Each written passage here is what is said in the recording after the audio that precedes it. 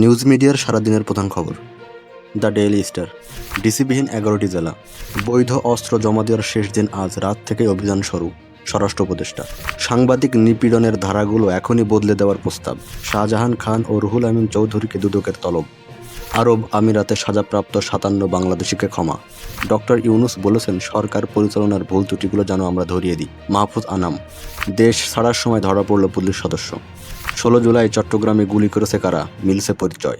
পাকিস্তানকে white wash করে বাংলাদেশের ইতিহাস। দৈনিক নয়া দিগন্ত। পিলখানায় 57 সেনা কর্মকর্তা হত্যার বদলা চান আজমি। ভারত কেন প্রতিবেশী দেশগুলোকে হারাচ্ছে? কুলাউড়ায় কিশোরীকে গুলি করে লাশ নিয়ে গেল বিএসএফ। টাঙ্গাইলের সাবেক প্রতিমন্ত্রী টুটু সহ 129 জনের বিরুদ্ধে দ্রুত বিচার আইনে মামলা। 5 মামলায় খালাস পেলেন খালেদা জিয়া। ঢাকায় মুষলধারে বৃষ্টি, ভোগান্তিতে রাজধানীবাসী। বাংলাদেশের রাজনীতি আর আগের অবস্থায় নেই, বুঝতে হবে ভারতকে। কেটলি প্রতীক পেল নাগরিক ঐক্য। ইউনুসের কাছে ক্যাডম্যানের প্রস্তাব। ভারতের কূটনৈতিক মাথাব্যথার কারণ শেখ হাসিনা। BD24 live. বাংলাদেশ থেকে ব্যবসা গুটিয়ে নিতে পারে রেমন্ড।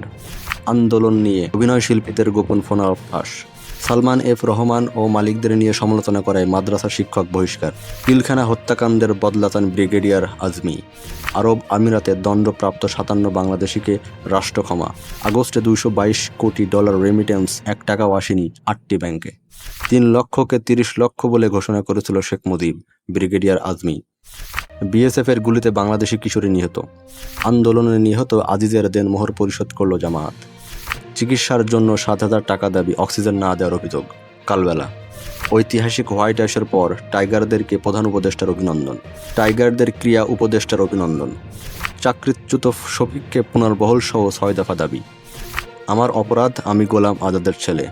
অর্থাভাবে হচ্ছে না নারীদের ম্যাচ। ইবি ছাত্রলীগ কর্মীকে গণধোলাই। জামায়াতের আমিরের বসুন্ধরা হেলিকপ্টার ব্যবহার, তথ্যটি ভুয়া।